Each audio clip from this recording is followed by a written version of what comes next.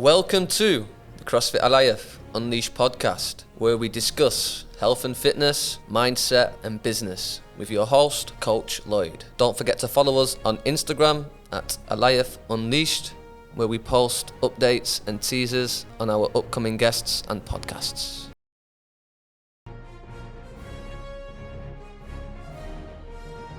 All right, here we go. Episode 17 of the Alliance Unleashed podcast. Before I do get started with my guest, big shout out to one of our sponsors, Practical. I've literally just shoved down the best salmon salad, 700 calories of it before having to do this podcast. So I'm good to go. A little bit different today with regards to this podcast. We're going to touch on a lot of subjects that people would not want to talk about or try and hide. We're going to go down the mental health route, if you will, wellness around that. How important health can be. And my guest today is a perfect guest for that. His name's Harry. Not many people listening will know him or have heard of him, but this is a podcast for him to share his thoughts on, I think, a very important subject that we need to talk about. And since I've started the podcast, it is something that I've wanted to do and get people on that are willing to talk about it, and thankfully Harry's agreed on doing this podcast. So welcome to Alliance Unleashed. Cheers, thanks for having me. It's going to be a pleasure, mate. It's good to be here. Yeah, I mean, when I first met you through a mutual friend and we had the initial chat of the podcast, we did talk for probably longer than this podcast is going to be, so I'm pretty confident on how this podcast is going to go. We're just going to start off with giving people a background to who you are, what you do currently, and then from there we'll just go a bit about maybe a little bit of your upbringing, and then we'll get on to the subjects that we want to touch on through that. Sounds good. So where to start? So grew up in London, northwest London, family from West London. You'll probably see from what we talk about today, and like always, there's loads of challenges and differences to life, and that changes, but started in the teaching profession as a PE teacher. How long you done that for now? Would have been my 9th year this year, but took a twist into, and always was interested in the pastoral route. I always loved PE teaching, but the well-being of the students and that side of things is always what interests me a little bit more. Yeah. Understanding what made people tick, their motivations, and to be honest, finding out people's stories, and I think that's something that's evolved over time, but really finding out what's going on in that child's life to perhaps understand why they're behaving the way they are, why they're, turning up to your lessons the way they might be, and that diving deeper into who they really are and what's going on, because, it's such a short space of time that you see some of those students for, and it's tricky to really get to know them. Mm-hmm. But that always interested me, so always took on roles with well-being, so like health and well-being development leads in each school that I worked in, and then that kind of took me down the coaching route. So would have been in Jan 2021 that I set up HGH Wellness, which is my business that I work on the side, which is youth and wellness coaching, predominantly working with young people. And, we can dive into that a little bit further later perhaps, but again, it's on the same line of supporting young people with mental health, well-being, motivation, really understanding themselves, and went down the coaching route to gain those qualifications, knowledge, insight to add to the teaching background. And then that's kind of led me to where I am today. So currently I work in the pastoral team of a school supporting children full-time in that role. So moved away from PE, but still working with young people, which has always been the love and passion. Mm-hmm. Where did you find that from then? Because you said you was always interested in, the pastoral side of things. Was it something that just come about being in schools, or was it something that, that you just thought was more interesting? What was it? Was it something that you went through in life that you thought, I want to know people's stories, or how did it come about you falling into this role? Because not everybody does fall into that role, especially PE teachers. Yeah. They don't just fall into a role. So what was it that made you go more down the pastoral route? Yeah, I suppose always loved sport. Always loved sport growing up. It was like my outlet even, to release a lot of energy. And probably looking back, it was my way of releasing emotions and that stress release, I suppose, which we still do today for a lot of us. My mum used to be a teacher in a school. Started off working as a TA, teaching assistant, and then she became a teacher later on, and had a career change herself. And I suppose a lot of inspiration came from her from an early age and seeing that, and just love sport. And I suppose that's where it started. Yeah. You never really know what you want to do, I guess, but from probably 14, 15, I was dead set on being a PE teacher. Right. And that obviously came to fruition. Yeah. How important is some sort of sport or how was it important for you growing up, and how important is it now for children to have that sort of, like you said, doing something, being able to release the energy, or a way of an outlet, like you said? Like, how important is that for people? I think having that purpose, and we'll go into this a little bit later as well, but it doesn't have to be sport. But I think people, children, everybody needs something, and that balance of releasing stress, or something that they've got as their outlet to switch off at times or to focus. And I think what I've learned as I've got older is it doesn't have to be sport, but the beauty of movement, the physiological, psychological benefits of that, they're proven. Yeah. Getting out, walking, moving, being around people, obviously that comes with sport, but it doesn't necessarily need to be a specific sport. But I think it's great for children, young people to be involved in sport if they enjoy it, but if not, being active. Yeah. Yeah, I do feel like if we sent out a survey for most young people, it would be sport being that outlet. What else do you suggest, or what other ideas would you give people, or your athletes, the people that you see to in your pastoral work? What else would you give them if it wasn't sport? What can other people do to sort of release that stress and have a bit of outlet? Yeah, I think a lot of the work I do, and we do it on ourselves, and you all go through your own journey, so to speak, but it starts with understanding what it is you enjoy, what it is that you think you want to achieve or work towards, and gaining that understanding, and then from that adding some tools to your toolbox, so to speak. And it, like I say, they've changed for me over time, whether it be journaling, meditation, breath work, all those things that are getting bigger now, or have been big for a while, but in the mainstream media, say. But for young people, I think I like to talk about the 4 pillars of health a lot of the time. So like physical, mental, social, emotional. So moving, looking after your body physically, mentally, being around people, being in tune with your emotions, understanding your emotions. And that is what I think everybody needs, not just young people. Realising when you feel sad, angry, happy, these are all normal things that everybody goes through. But that's what young people need to be balancing. It doesn't need to be a sport or a set thing. It's understanding that balance and working towards that balance in the different areas of their lives. We all need it. Yeah. What would I recommend? It's like I say, finding out your purpose, working hard within yourself to challenge why you're doing things, and the work I do helps people to understand that.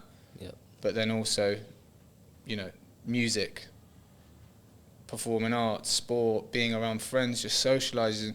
We need to be around people, don't we? We found that out post-COVID. We need a community. True. Yeah. And just encouraging all of those little bits collectively. I don't think there's one set answer, and that's the thing. No, you're right. And I think that's what I've come to realise with time, is there isn't one set way that works for everybody. If there was, it'd be dead simple, but it's going to change. And I think we have to change and be flexible with ourselves, as well as the things that we do to look after our mental health and well-being overall. Yeah, I do feel like there's 2 ways we can improve, and I think, you can tell me if I'm right or wrong, but I feel like the health and wellness sort of side, when it comes down to people, I think people think about it too late. So I'm starting to do something now which is health and wellness related in the corporate world. Amazing. But is it a little bit too late?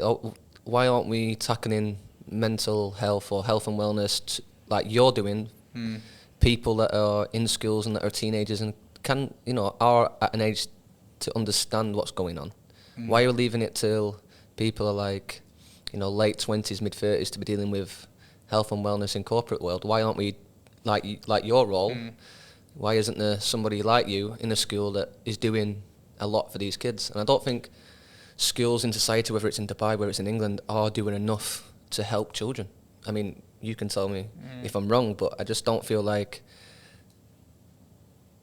it's the top of the priority. Like the priority for children, as a school would see, would be, the education, the GCSE results, whatever it might be. But I don't feel like I feel like more can definitely be done with younger people, for sure.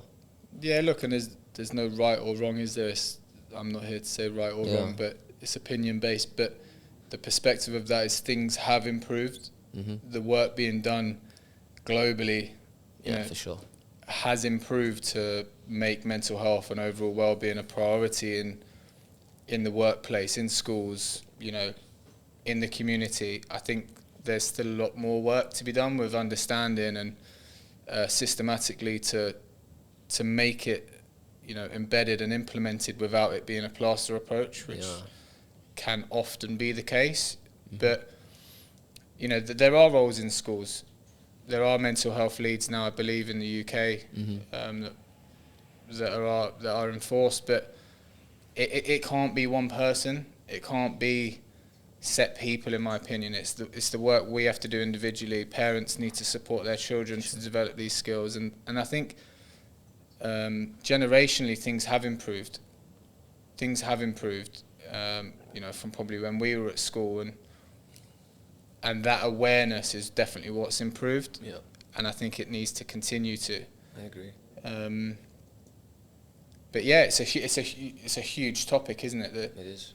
This is government level of strategy and curriculum development, which all blends into that, I suppose. But from us as individuals, it starts with you recognising that your mental health's part of your overall health, like we said about those 4 pillars, and from there supporting yourself and then other people around you.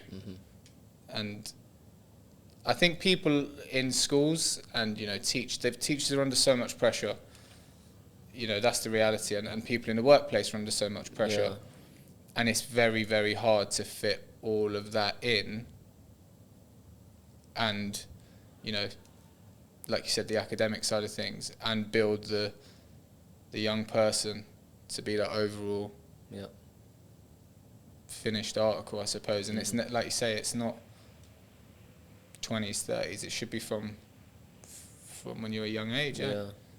I do feel like the more we educate people in corporate worlds, obviously the next generation is going to be more clued up, because they're going to be parents, and that can always be passed down to the children, if they've got more awareness of it. And there's a lot more awareness things going on with regards to communities, cities. Dubai does a lot for it, like Dubai 3030 coming up soon, which again is a really good initiative in Dubai. For people that don't know, it's literally 30 straight days, and the whole city's behind this initiative, and it gets people to do 30 minutes of exercise for 30 days straight. And you can get the app and you can go to a lot of different fitness things for free. Yeah, that's great. And it's massive in schools as well. It's huge, yeah. So they do get everyone behind it, and it's a big initiative to get people fitter, but also, it does play a big role with regards to the mental health, for sure. I think for me, if it wasn't for fitness, I don't know where I'd be mentally. Sometimes, when I'm down or I've had a hard day or a stressful day, all I need is just a good workout, and I feel all that pressure and stress just released a little bit, which for me works, but for other people, like you said earlier, they just have to find what it is they enjoy, whether it's music or painting, or I like to colour late at night just to relax, and that seems to work for me, you know. Brilliant.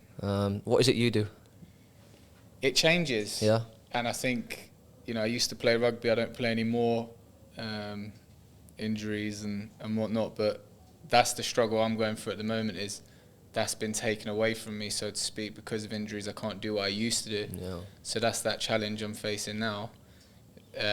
So my sort of non-negotiables that I've developed over time, and like, I don't think I'm perfect by any means. It's like I say, it's an ongoing thing that we have to keep working at. Yeah. Sleep, non-negotiable.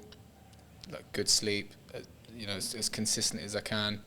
You know, eating well, exercising, not to the sort of intensity as I used to be able to do, or you know, sports, etc. But moving, and that's still one of my non-negotiables. That, like you say, it helps me, and it has done for a long time.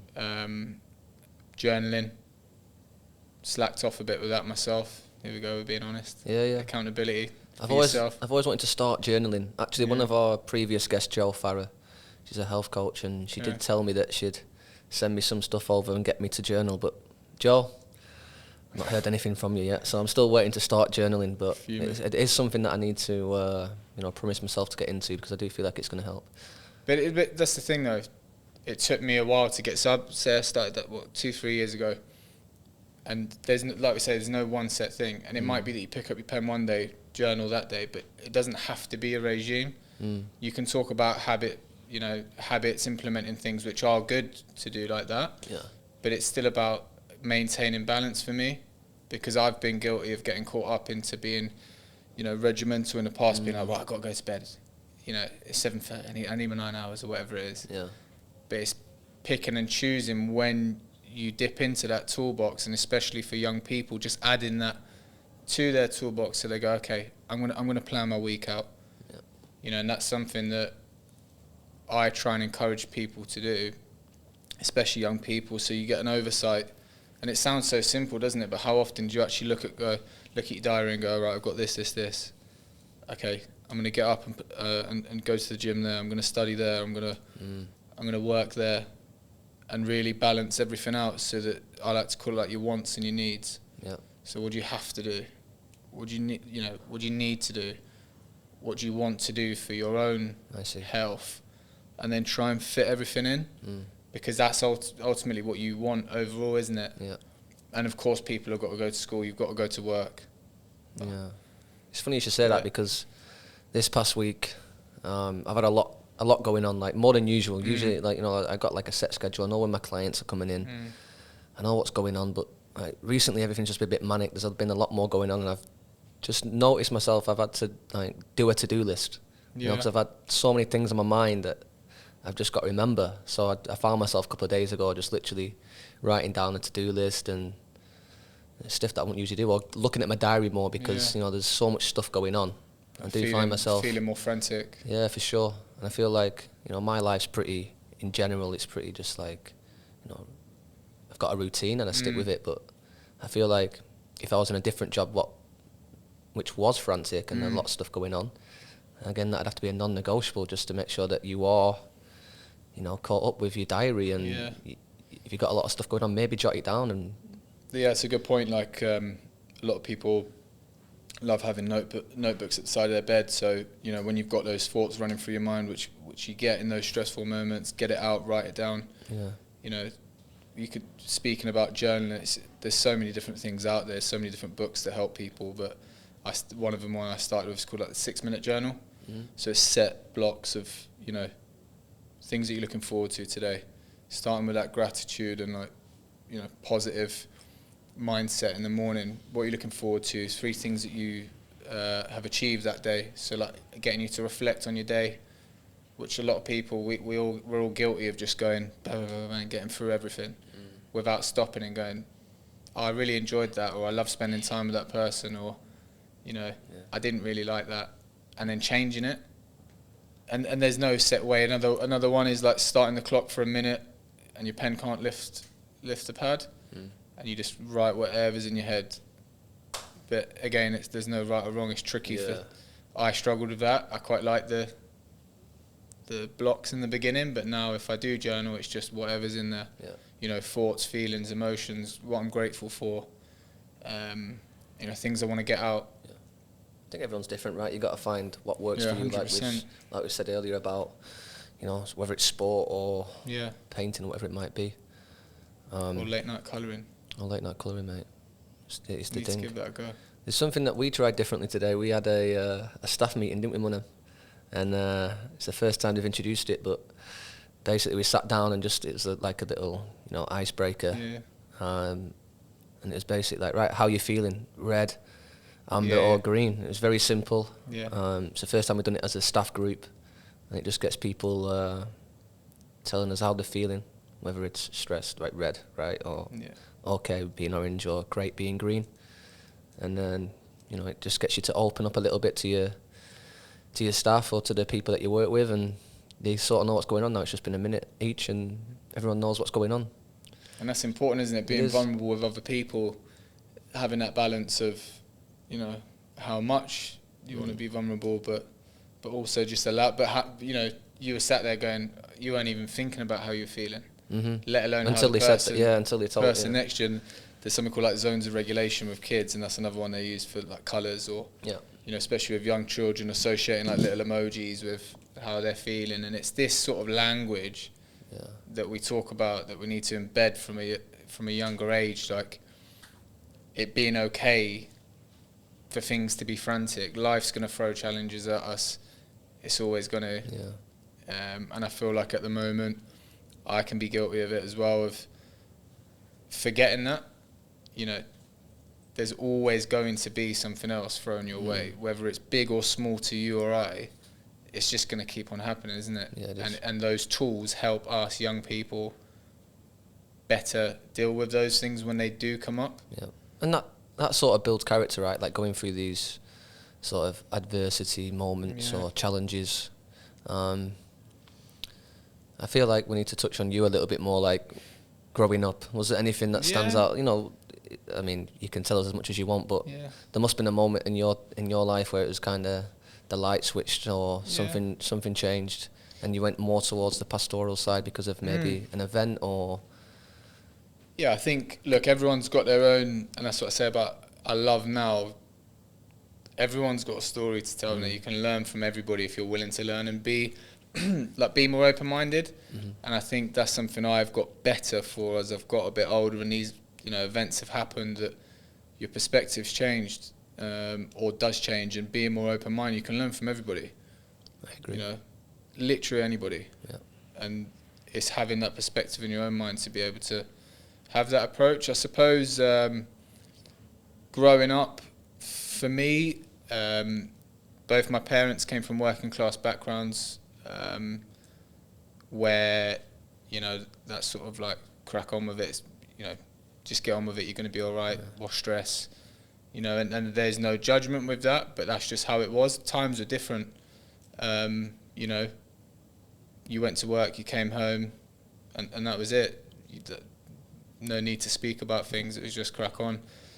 So I think for me, growing up, I felt that, you know, I had a great upbringing, you know, parents were amazing, still got a great relationship with them now, but I think that kind of, I always recognised that I wasn't coping with the systems and, you know, emotional response and intelligence that I knew wasn't right. It was coming out through different behaviours or thoughts or feelings that I was struggling to sort of understand, I suppose, because I wasn't. I learned from my parents. Obviously, that's how they were raised, and that's just how it is. There's no judgment there. But that's what gets passed down, isn't it? And that's why it's so important that you try and learn and change if you do have children, and pass that down to the people that you work with. So probably was sort of like later teens. Growing up, like I say, was playing sport. That was that big outlet, but there was lots of anger and emotion. I think that's really common in boys especially, and it gets misunderstood. Anger's okay, emotions are okay, it's just how we process them and how it's released. But it got to the point where I was probably about 20, and my mum was diagnosed with cancer for the first time, which obviously devastating. And that forced me, like I said, I always knew that I wasn't releasing things or dealing with things or processing things properly, but that forced me to have to, because it got to the point where I was like, I can't continue to function like this, because, you know, I was low, things were tough. And that's where I really realised that, you know, you have to speak up. If, you know, I believe that speaking is one of the best things to do, but obviously everyone's got their own way of dealing with things, that's fine. But for me, I had to share those emotions because I used to bottle things up. Mm-hmm. And so many people do that, especially men, you know, bottle those feelings up, emotions, and how do they come out later on, or in ways that you probably don't want them to. So that kind of started that journey, and that probably went on for, let's say, 2022, and then moved out to Dubai. You know, that perspective change of life's too short. You need to enjoy yourself, and again it come back to balance, and then unfortunately my mum's had cancer 3 times now. So you speak about resilience of other people, like she's always been that inspiration. The women in my family have always been great women and strong women, and so are the men. You know, my dad's a very strong man. He was diagnosed with cancer probably 8 weeks ago. Oh fuck. So you know, and of course that rocked me. Yeah. Of course it rocked me, but it's that same reminder that there's always going to be something, that other challenge. Yeah.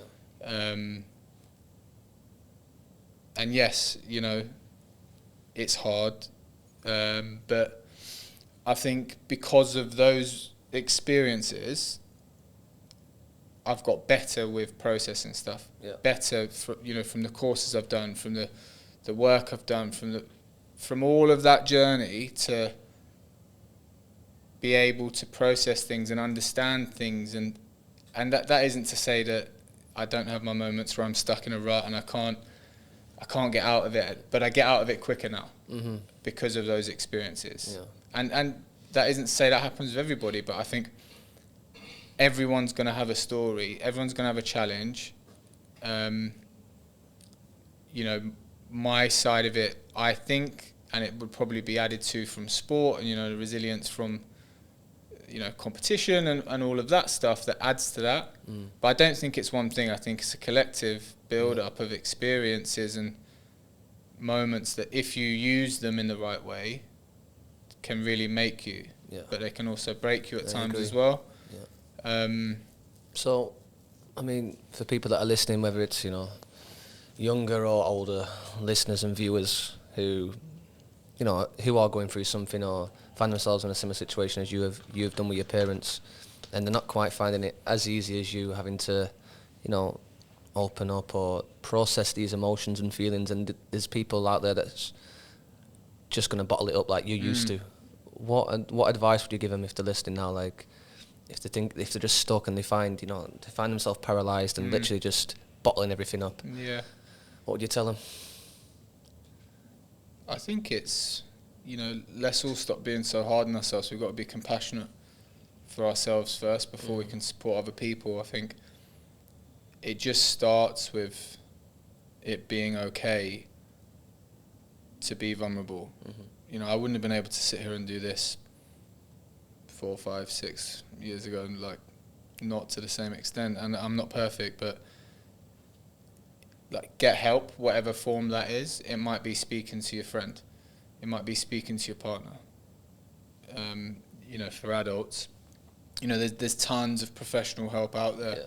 And it doesn't have to be one route, but seeking help, you know, depending on what sort of severity it's at, you know, speaking to a doctor, just reaching out to somebody and reaching out to somebody you trust and you feel comfortable with, because, you know, if you're surrounding yourself with people that truly care about you, but there's always someone that does care about you, you know. For sure. Even if it's not a friend, just it being okay to go and get some support. Yeah.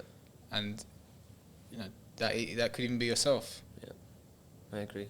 I think even like before a big life event happens, whether it's your parents having, cancer or whatever it might be, I feel like just practicing trying to get vulnerable on other things and other subjects, something that you're not quite sure about talking about, like just open up to someone and talk and be vulnerable and have these vulnerable conversations with people. I find that in the past year or so that's helped me. Just start off small, whether it's just talking about little things, and then all of a sudden having these vulnerable, awkward chats are just getting a little bit easier and easier as you go on, and then before you know it, it opens your mind up to little things, and 100%. It definitely helps just having those vulnerable conversations, because it's hard, especially as men. Like women get together, I feel like women get together, and like if a group of men was to go out, we maybe go to the bar, have a drink, and everything's fine and whatever, we'll have some banter. But I just feel like girls are so much better at sitting down and asking how each other are. I feel like they sit down and talk about the problems, whether it's like financial issues or whether it's partner issues. I feel like men just don't do that. We just don't find it as easy to open up to our friends and talk, get vulnerable. Whereas women, I just find they can do it a lot more better than men. Which is and there's different, there's different mental health issues in the different genders. For sure. Everyone has mental health. Everyone, like we say, it's about building that understanding, building that vulnerability. The more we have those open conversations where you say, do you know what, I'm not all right today. I'm really struggling. I'm feeling really sad. That's okay. The more we have that, acceptance and vulnerability to be able to do that, the more common it becomes. And that isn't to say that, we have to go the other way where it's like, I can't do this today every single time I feel sad or whatever it is. But there's that balance for me of like, okay, we're going to have challenges. Things are going to be tough, but here's some extra bits to help us. Yeah. And in terms of, men being vulnerable, I think things have improved, but the statistics speak for themselves, don't they? Suicide rates are still increasing. Mental health is still, worsening, so to speak, in a lot of the areas around the world. But awareness is increasing. It's a tricky. I don't have those answers, but it's very clear that there's still an issue that needs to be addressed. Sure.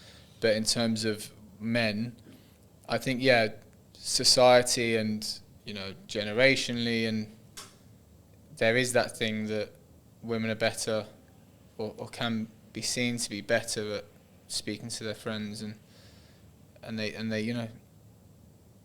they do those activities that men are starting to do more of now. Go for a walk and a talk with your mate, or a hike. Or hike a hike sounds better than a walk. Amazing. Fine. I love a little walk and talk, but I'm all for that, and I think that's part of the problem, isn't it? It's like us being vulnerable with each other to say, it doesn't always have to be with a drink or just. Agreed. It's so tricky, isn't it? But how would you react if your friend texts you saying, I'm really struggling? Mate, I had it yesterday. Yeah. One of my friends just texted me, was like, I'm not all right. And I was on the call with him, and we spoke about it, and it helped him out at the time. It's amazing. But But the question being is, a lot of people feel so uncomfortable. Correct. That being said, or they'd make a joke, or they'd take the mick out of you, and I think men are so guilty of that in terms of, because they don't feel comfortable enough to be able to have those conversations. But it's all right to. Yeah. You can still have a laugh, and you can still, where appropriate, take the mick out of each other. But it's like, just be able to support each other, support yourself by not always falling into the same trap of what we think we have to do. Yeah. And it doesn't always have to be going and playing sport or going and drinking or whatever it is. And I think there are more activities that people are... Wellness is becoming massive in the world, isn't it? It is. More and more people are more open to to new activities and going for hikes and going for ice baths and going for a coffee or a walk or a hike or whatever it is that doesn't have to be what previously perhaps was going to have a drink. Yeah. But yeah, you know, I hope that it continues. I think I'd love for man or woman to be able to just have open conversations and be vulnerable with each other, with our friends. Agreed. On that note, if anyone is listening and I know you or I don't know you and you want to come on a podcast talking about all things mental health, or you've got a story that you want to get off your chest, or you just want to chat with me, then reach out to me or even Harry. You can get on to now is what you're doing with your own wellness company. You can tell people if you want what it is you're doing and how you're helping these young men. Yeah, young people. Young people. Young people. So yeah, HGH Wellness was set up a couple of years now, predominantly to better support young people with their health and well-being, really, and that's through the route of coaching. So a lot of the time there isn't one set thing or route that I follow, but through the different sort of psychological frameworks that I've learned and through those conversations and questions, we're basically digging deeper to find out that person's story as to what it is they want to achieve, the sort of blocks that are in place, similar to you know, if it was in the gym, so to speak, it'd be like, right, what's in the way, how can we, or what do you want to do to change that? If you do, challenge those thoughts, what you can do to perhaps make that happen. And a lot of the time that's through, I try and put the power into the person I'm working with. I move more away from mentoring and digging deeper through questioning, and I believe we've all got the power inside us, that sort of person-centered approach, and that starts with understanding who you are. Let's say I was working with you, understanding who you are, you know, what's currently going on for you, where do you want to go, what is it that you want to achieve, and then really digging deeper as to like what's in there, not, you know, the exterior, so to speak. So how would you do that? How do you get to know me of Yeah, what's inside here? Would you ask questions about my past, or is it all about looking forward? Or so coaching normally is more forward focusing. Cool. But it's building that understanding of you, what it is that makes you tick, what do you enjoy, what are you passionate about, your values, your strengths. I love focusing on those two value strengths to see if they're aligned with what you're currently doing or how you live your life. You know, whether it be love, family, friends, and then challenging those thoughts, because a lot of the time we get caught up in our own head, don't we? And that happens live in these sorts of conversations through coaching, and we get caught in those moments, and it's about me there as a coach challenging them to seeing if that's actually how you think or feel, and digging into where it is you want to go, and then helping you and supporting you to do that, rather than giving you all the answers, because that's easy, isn't it? It is. It's easy for people to just give you the answers, but there's power in it, but it's more powerful doing that work yourself and that going on that journey yourself, because you'll learn from that. But it doesn't always work, does it? And that's the thing with all of this. It's when you read a book, you might read it for the first time and be like, nah. But you come back to it in a couple of years, you're like, that's brilliant, I've learned that. Yeah. Because you're getting that information at the right time, you're doing that work at the right time, and I think that's what's really important with coaching and the young people and adults I work with. It's like, you have to be willing to really work hard to understand yourself and, you know, challenge yourself to change the things that you want to change, or even accept some things that you perhaps are stuck with or struggling with. Yeah. The coaching that you do, I mean, is it online that you offer, or is it like one-on-one, or? Yeah, so I do a mixture of the both. One-to-one work, and I'm just launching an online academy, which will be going live in November, which will be working with 14 to 18-year-olds. And the reason being is because I want to help as many young people as possible. And people are so busy, especially in Dubai, young people are so busy with sports, activities, clubs, school, that flexibility with online is that little bit easier for them, so to speak, and it makes it more accessible. But previously worked with a lot of young athletes and still do, but for me now it's more about, just helping people, supporting people, and there isn't a set target audience. It's just... So it's for anyone between young people, 12 upwards, say. 12 to 18 onwards, adult clients too, to offer that support and challenge that thinking and really, really support you to make the changes that you want to do. But yeah, so a lot of the things that, like I said, there's no one set way, but the common themes that tend to be covered are sort of like emotional regulation, goal setting, do a lot of work on like visualization, values, strengths.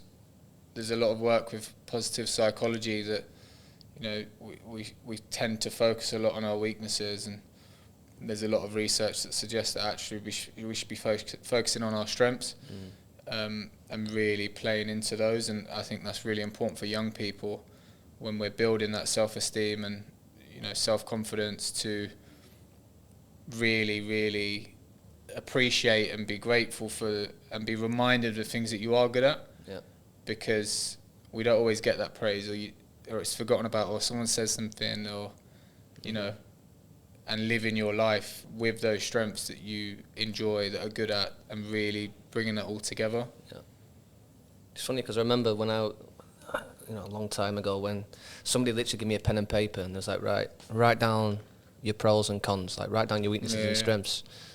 And the cons or weaknesses, you find it so much easier to write down them than you do all your positives and pros. I just remember like maybe 15 things being on the negative side, and maybe 4 or 5 on the positive. Would that be the same now? It wouldn't. With all What's the difference? with all the work that I've done, I've just been more, open-minded, and now just a little bit older, right? That I understand. But then once I'd give it to them, they took the pen and started writing a load more stuff on the pros, like stuff that I didn't even see, for me, which was very empowering. It was like people see more pros in you than you do yourself, I feel. So I feel like... And that's what we're trying to flip, isn't it? Exactly. Speak to people, how you'd like to be spoken to yourself, isn't it? But that starts with how you speak to yourself. That language, and that's another thing that I cover a lot of the time with the young people, is like that positive self-talk. But we all need it. For sure. The things that you're saying to yourself in your own head every single day, they're so important. Your thoughts lead into your behaviours lead into your feelings, and it's that cycle, isn't it? That, if you're waking up speaking negatively to yourself, that's going to have an impact on your day. That's going to have an impact on your behaviours and then your feelings, and it's just all merging in together, isn't it? So we've got to challenge ourselves with... It's the little things, isn't it? Yeah, and it starts like how small is it to stop yourself, and you can't always control, emotions, that chemical response, but I think it's like 90 seconds that an emotion lasts for. The rest of it is the thoughts that you create and the story you tell yourself. So it's an ongoing battle with yourself, isn't it? But I guess the positive thinking and the self-affirmation, it's very empowering. It's easy to do, and just like to look in the mirror and just tell yourself, I've got this, or I'm feeling strong today, whatever it might be. Yeah, David Goggins has got his own little... I need to read his book. Somebody told me about his book the other day. You need to do yourself a favour and read the book, because... Yeah, he's got his own ways and his own story. Yeah, but I think if you've not read his book, which I've not, you make up your own perception of this person. Obviously is in the media, is obviously famous now for many things, and people might think is some sort of, some sort of fake or whatever it might be, and they might take the mick out of his sayings or whatever. But if you read his book and actually read what he's gone through, and they're great. It's kind of like, everyone has got a story, and until you don't know that story, then stop judging. Oh, that's the thing, isn't it? you know, his story is great. Yeah. And Don't like ruin the book for me. I need to read the book. Exactly. yet. But it's taking things with a pinch of salt, isn't it? Like it comes back to that balance for you, you know, and it's trying things, implementing habits. That's another thing we work on is, you know, implementing positive habits, but that work for you. Yeah, I guess he's found what works for him. It's just a little bit extreme to most people. Yeah. But he's found. But he's exactly, cool with that. Exactly. He's cool He embraces with that. it, right? Yeah. I love it. But he calls it the accountability mirror. But I won't spoil it for you. No, don't. I do need to read the book. So with regards to your coaching, Yeah. just sell it a little bit. Like if someone's listening now, thinking about maybe reaching out to you, like what they're going to gain from it. What do you know? What you're going to tell these guys? Like why should they choose you and go down this route of like self-development or whatever it might be? Yeah, I think. Look, I've got years of experience in holistic development with young people and adults, and I think that is so important now with young people, especially the challenges that young people are going through. The modern world is changed. It's faster, you know, technology, social media, bullying, all of those different things that all tie in. I think if we can be proactive and parents accepting that they can't always give their children the answers and they're not always the right people to do that. Just like a person needs a PT, you know, we all need help at times, and that, you don't have to be struggling to have coaching. It's about being proactive with the toolkit that you're providing your child, and the work that I do helps young people to be able to better deal with life.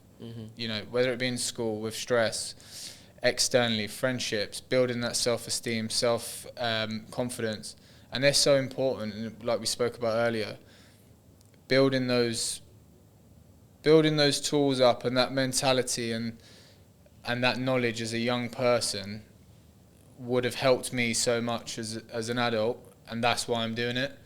And that's why, you know, providing the service that I do is to help people throughout their life, but by giving them those tools a little bit earlier than what we've had them. You know, you'd hope that. For sure. And, you know, it's proven that people will be able to better deal with the stresses of life and be more resilient, be more, you know, open-minded,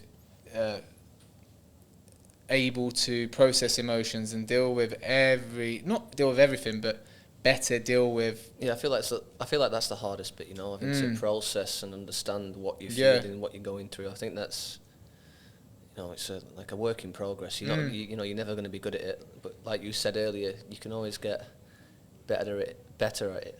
Yeah. You know, but I think that's the hardest, is having to process them and understand why you feel in a certain way. For sure. Yeah, it's tricky, and you know, the work that I do, it starts with parents accepting that, you know, it is important to have these conversations with your teen or child. Yeah. It is okay to allow your son to be vulnerable. Say it is okay to have those conversations and implement them, but they don't always have the answers, and that's where I can help with coming in and, you know, working collectively together. I work with parents as well and supporting them to really allow their teen or you know, child to thrive, because it is tough. It is tough for them. It's tough for everybody. Especially with you know, social media nowadays. I think that's just for children to deal with, you know, the amount of negative stuff you see on social media. Yeah. It's a different ball game to when me and you was younger. You know, Yeah, when we was out building Nokia 3310. Yeah, building dens and stuff, and you know, finding pleasure in that. People are just constantly on social media now, and I think that's another big issue. But that's another story. Yeah, there's a lot of people that are out there speaking about this, but it brings us back to balance of everything, isn't it? Yeah. Connection, people, being around friends, being around family, and I think we've learned that in the last couple of years of how important that is. Yeah. But again, social media is not always a bad thing. No. You know, and in general, just having the world at your fingertips. You know, people can use it in a positive way as well. Yeah. It's just Unfortunately, some people do use it in a negative way and use it for all sorts of bad stuff, you know, whether it's bullying or... Yeah. It's just such a shame. There's tons of pros out there for using it, aren't there? Yeah. You know, easy one being connection for friends at home. Exactly. Yeah, Zoom, You know, Zoom calls in COVID. Crazy times. But, yeah, it comes back to that whole perspective of how much you're doing things. Yeah. And is that having a negative impact on you? Or what impact is that having on you? Whether it be the gym, whether it be social media, okay, is that aligned with your values? Is that aligned with what you want to do? You know, how much do I need this? Whatever it is. Yeah. I need to spend less time on social media for sure. Same. I don't want to go into... there was one time at work where I was made to go into screen time on Instagram. Yeah, it's dangerous. It's pretty embarrassing. It's mad. Yeah, it's dangerous. It's crazy. Did you win? I can't remember, but it was bad. It's like 4.5 hours or something in a day. Yeah, something easily stupid. done though, isn't it? Because if you look at how these apps are built and stuff. Yeah, but you don't realise it at the time, right? It can be damaging to a lot of young people out there, but you don't see it at the time. You know, all these things that you're seeing, and you don't really register it until maybe months down the line. It's too late. It's mad. Yeah, it's scary. You know, the changes with AI and stuff, but that's a whole different... It is, mate. Life is scary, and I think having to get people to talk as well, which is what we're trying to do with this podcast, and having people to open up and having more vulnerable conversations like we're doing. And yeah, I think it just comes scary back thought. to that, doesn't it? It's like there's always going to be another curveball. There's always going to be another challenge, and that doesn't need to be a big thing in your life. You know, like you spoke about your friend there having a moment yesterday with him. Yeah. You know, it's those little things that might be huge to someone else that makes that little difference. Yeah. Oh, mate, I could have easily had a nap. I was literally about to drop off for a nap, but I had to get on a call with him. Yeah, good for you. But that was a good choice. But you felt better for it, right? I did feel better for it. I slept better in my nap for sure. That's it. I mean, yeah. Any piece of advice for any listeners, mate, with regards to any subjects that we've spoken about? I think be inquisitive, you know, I like it. Learn from others, you know, be open-minded. I think I would never have put myself where I am doing the work I'm doing now, 15 years ago. Yeah. And I think, like you say, you can learn from everybody, be open-minded, be less judgmental. And yeah, love it. I think the world would be a happier place. We'd all be happier if we, allowed these conversations to happen more often without the judgment and for sure stigmas attached to it a lot of the time. Yeah, I think it's a good podcast to have this week. It's dropping because it was World Mental Health Day the other day, like 2 days ago. So I think, like I said, it's been a podcast that I've wanted to have for a while, and a subject that I've wanted to talk about. And I feel like maybe in the future we can get some people on and maybe get around a bigger table and invite you back again, and maybe just have some more vulnerable conversations with people. Yeah, there's a lot of great work being done in the region. Yeah. There's a lot of great work being done, and there's more and more mental health facilities opening to provide support. I put up a post about it being, we keep touching on the 4 pillars. The more and more that we can see mental health as health, the further we're going to go. Yeah. And it starts with these little conversations. And it is great that we're still raising awareness. These days didn't exist before. I don't hate it, but I'd love for it to not have to be a day. Well, that's every day. It's not low, is it? It should be every day, shouldn't it? Yeah, I mean, I do feel like, there is a certain day for it, which there was, but I do feel like now, even like the Mental Health Month, for example, like it's all about men's mental health in November. People do them all. I do think that now people are talking about it no matter when, and I see posts, doesn't matter what month it is, like somebody maybe open up on Instagram. Yeah, I've had a friend do that recently, so many people reached out to him, and I think more and more people are opening up about it, which is great. We've all got it, haven't we? We have got it in the locker, yeah. We've all got mental health. I meant but we have all got it in the locker, yeah. To open up. 100%. Yeah. And, like I say, that there is a lot of great work being done in the region. People, if we are doing the work now, mental health's always been there. It was just less understood. Sure. And when people were struggling in the past, they didn't, there weren't as many options before. Yeah. It wasn't understood. It's still not fully understood now, but we're getting there. For sure. And if we continue to build that momentum and keep pushing the awareness and develop ourselves, it all starts with us, doesn't it? If we can start there and continue to do that, in 30 years, 40 years, it's a different story, you'd like to think, wouldn't you? That's it. I agree, mate. Well, I think that's a good point to end the conversation on the podcast. We'll have your Instagram handle and your coaching Instagram handle up at the bottom of the description. And like I said earlier, anybody wants to get in touch with myself or with Harry with regards to any sort of mental health, if it's just a chat or some sort of coaching from Harry, then always there. Drop us a message and we'll reach out. Yeah, you can find me on LinkedIn, Facebook, or Instagram. We'll put them all down there. At HGH1. Awesome, mate. But thanks for having me. Really appreciate it. It's been a pleasure. You're doing great work. Likewise. One of the people doing great work in the region, and it's good to build each other up. And like we speak about men, how often do we build each other up? Oh, no. And it's funny it's funny. I know we keep trying to leave the conversation, but it's very funny because I had this conversation with the same friend this week as well. It's like so many people speaking negative of people, even like friends. Like it's easy done. It's got to be positive. 100%. Give your friend a positive comment. Yeah. Give your staff member a positive comment. Like, I don't know why people find it so hard just to, it could make someone's day rather than be negative all the time. Thank you. And I really appreciate this. No, likewise. Thanks for coming on, and I guess we'll have you on around a bigger table in the future, which is what I want. Love that. Thanks, man. Thanks for listening. Cheers, guys. Thank you. Peace out. A big thank you to our main podcast sponsor, Practical, for supplying guests with some tasty snacks, and you guys for watching on our YouTube channel. Please subscribe and let us know what you think by dropping a message in the comment section below.